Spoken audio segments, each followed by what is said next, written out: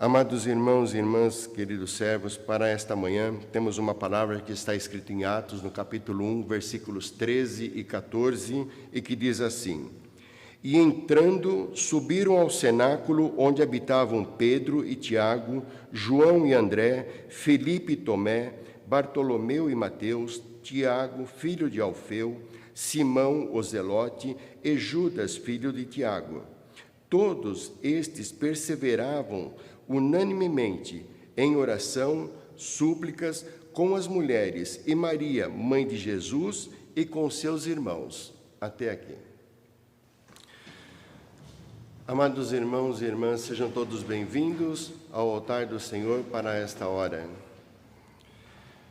Junto com estas saudações, trago também as lembranças de nosso apóstolo do distrito para todos vocês, amados. O nosso texto para esta manhã está tirado do livro de Atos e deste primeiro capítulo, onde o ponto central dele é a ascensão, foi a ascensão de nosso Senhor Jesus Cristo. E ele, no versículo 4, nosso Senhor Jesus deixa um ponto bem estabelecido, dá uma ordem aos seus discípulos para que permanecessem em Jerusalém até que se cumprisse a promessa de Deus da descida do Espírito Santo. Para nós, o ponto de hoje, ele vem para nos mostrar, amados, o poder da oração. Neste mês de agosto, nós estamos tratando o poder do Evangelho. E no começo do mês, no primeiro serviço divino, falamos sobre a proclamação do Evangelho. Depois falamos da comunhão. Na semana passada, o nosso apóstolo do distrito falou sobre os sacramentos. E hoje o serviço divino nos fala sobre a oração. E neste ponto que está tocando nesse primeiro capítulo de Atos, mostra que aqueles que estavam ali aguardando, estavam em comunhão, estavam no lugar orando, aguardando o derramamento do Espírito Santo. Então eles cumpriram com aquilo que era a determinação de Jesus e esperaram ali então reunidos naquele lugar, para que até naquele momento ainda não tinha acontecido. Então a partir dali então o derramamento do Espírito Santo aconteceu e estes viram como que línguas de fogo descerem dos céus para poder atingi-los. Isso nos mostra, e é uma essência da Igreja de Cristo, da Igreja Nova Apostólica, especificamente falando, amados, orarmos unidos, estarmos em comunhão, estarmos nesta comunhão que foi colocada para já os primeiros discípulos e para as primeiras pessoas. Então, nosso Senhor Jesus, ele já ensinava as pessoas a orarem em comunhão, não orar sozinhas, mas em comunhão. E nós estamos também trabalhando isto nos dias de hoje. Estes homens estavam ali naquele lugar, afastados de toda a agitação que estava acontecendo naqueles dias. Então estavam protegidos para poder orar. E se nós trazemos esta figura desses acontecimentos para os dias de hoje, também o Senhor nos chama à sua casa, também o Senhor nos dá determinações e fala: olha, fique na congregação, fique unidos, fiquem em comunhão e orando, repartam o pão. O mesmo ensinamento que aqueles primeiros discípulos, apóstolos, aqueles primeiros que aceitaram o batismo com o Espírito Santo receberam, nós recebemos no dia de hoje. E quando nós nos reunimos na congregação, claro que nós estamos vivendo um tempo atípico, é bom sempre lembrarmos isto, mas quando nós nos reunimos em frente ao altar do Senhor para orarmos, nós estamos fazendo da mesma forma. Nós estamos fora da agitação, devemos estar preparados, devemos orar antes do início de um serviço divino, preparando, acalmando a nossa alma e o nosso coração, para que nós possamos receber a palavra, para que possamos crescer com essa palavra, para que ela possa edificar as nossas almas. O Senhor espera que nós estejamos prontos para o dia do cumprimento da promessa, o dia do seu retorno. Então, assim, nós estamos juntos. Quando o servo ora no altar, ele não faz uma oração pessoal no altar. Ele faz uma oração chamando a todos, convidando a todos, envolvendo a todos para que nós fiquemos nessa comunhão na oração e oramos uns pelos outros. Assim também quando chegamos antes da Santa Ceia, quando oramos o Pai Nosso, é a mesma situação. O orar o Pai Nosso juntos é para que nós possamos estarmos também crescendo juntos, estarmos unidos, para que nós possamos também estarmos olhando os feitos do nosso Senhor Jesus para o nosso crescimento e para que nós possamos também poder aceitarmos uns aos outros, para que nós possamos perdoarmos uns aos outros, para que nós possamos respeitar cada vez mais uns aos outros. Não somos iguais. Então, a oração é para a unificação. A oração é para que nós possamos estarmos numa verdadeira comunhão, numa comunhão plena. Então, orarmos unanimemente, orarmos completos uns pelos outros. O Senhor também, quando ensinava essa oração do Pai Nosso, Ele ensinou também como deveríamos fazer. Não ensinou só a oração em conjunto, a qual nós fazemos na congregação.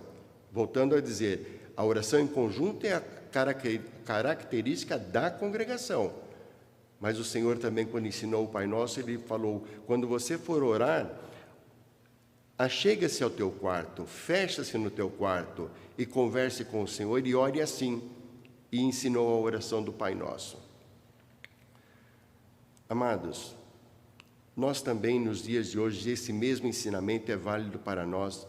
Nós não precisamos dizer para um ou para outro, nós não precisamos orar de pé como aqueles que oravam nas sinagogas, de pé para que todo mundo ouvisse e visse. Não, o Senhor nos ensina a orar em secreto. E assim Daniel fez. Assim o profeta Daniel fez. Ele foi ao seu quarto para orar em secreto. Se puderem ler em casa o capítulo 6 de Daniel, para conhecer, para se aprofundar na história, para ver o que aconteceu, para que nós não avançamos muito aqui, mas vamos lembrar que Daniel foi aquele que foi jogado na cova dos leões. E por que ele foi jogado na cova dos leões? Porque ele não abdicava de honrar e glorificar a Deus. Essa era a crença de Daniel. Ele honrava o Deus vivo. Então, aqui no capítulo 6 de Daniel, no versículo 11, fala assim: Então aqueles homens foram juntos e acharam Daniel orando e suplicando diante do seu Deus. E ali ele estava no lugar dele. Assim também o Senhor fala para nós: ore e suplique ao seu Deus.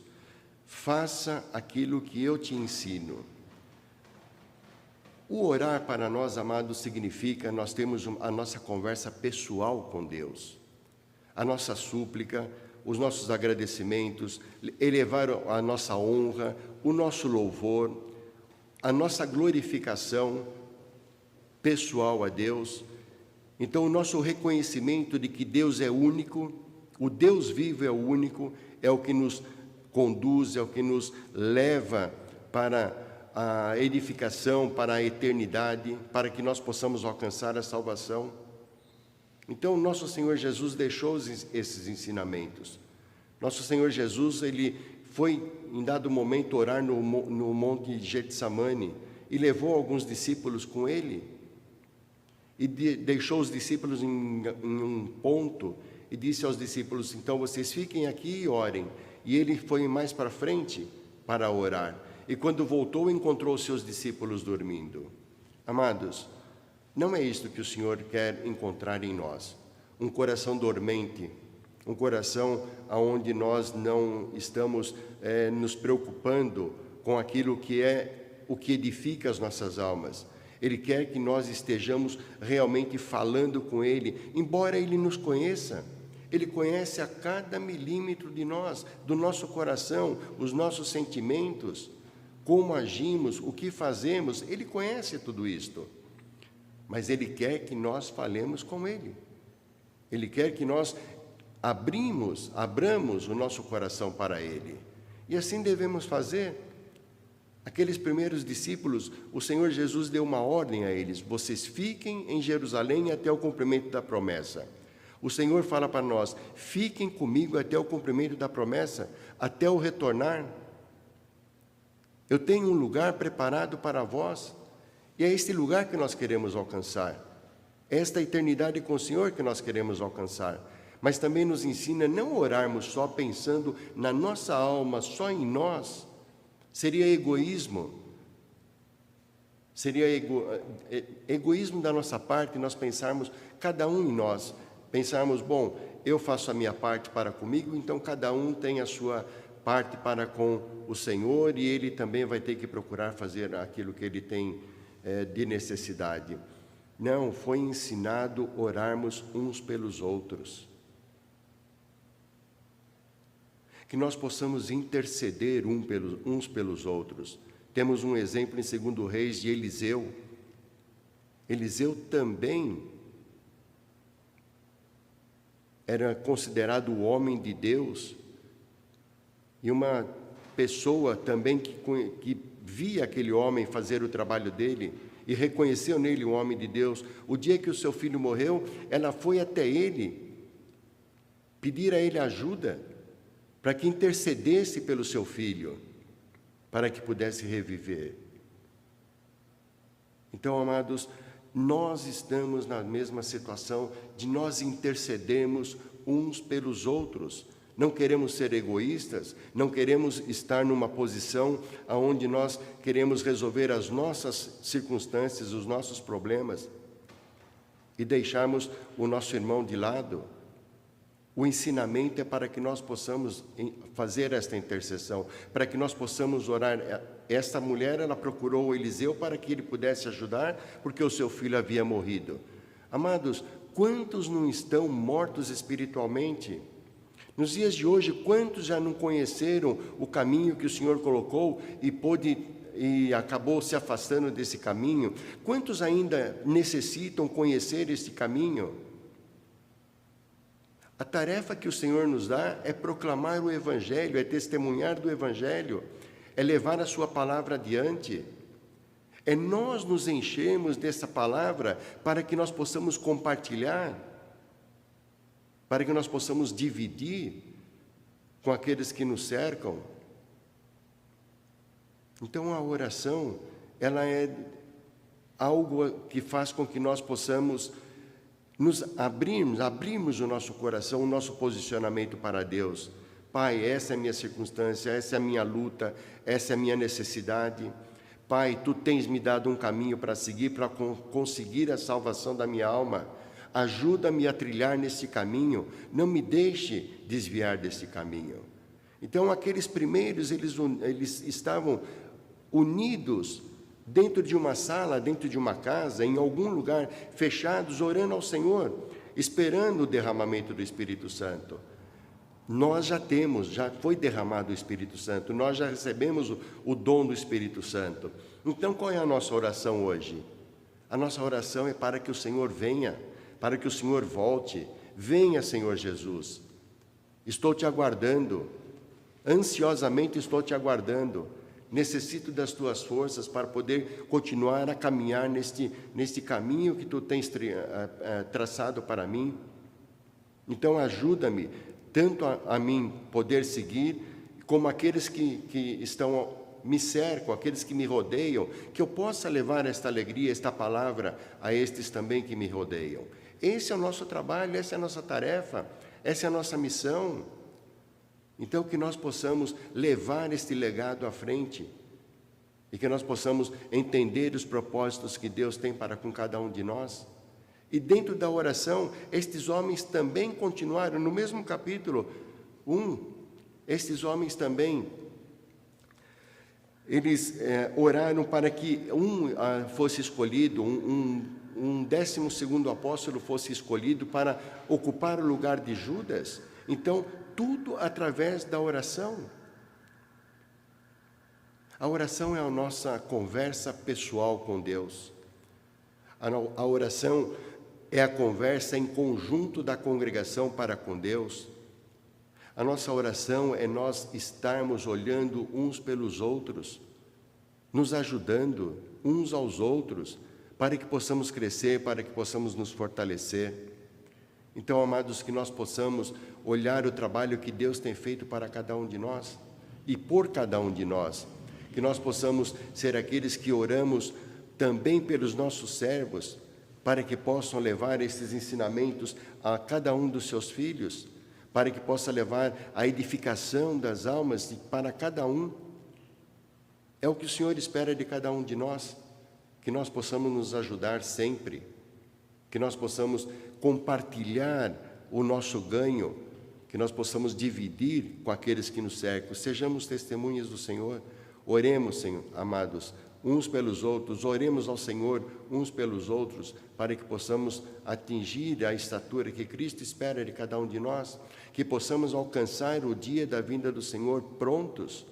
E aquele que está fraco, oremos por ele, damos uma palavra para ele, para que ele também se fortifique, para que ele também esteja dentro daquilo que o Senhor tem orientado. O Senhor, novamente, o Senhor não disse para aqueles primeiros que eles pudessem estar ali, naquele lugar, aguardando o Espírito Santo, que nós possamos também levar esta mesma promessa a todos aqueles que estão ao nosso lado e nós também buscarmos ansiosamente pelo dia do Senhor, orarmos, vem Senhor Jesus. Isso é o que o Senhor espera de cada um de nós. Amém.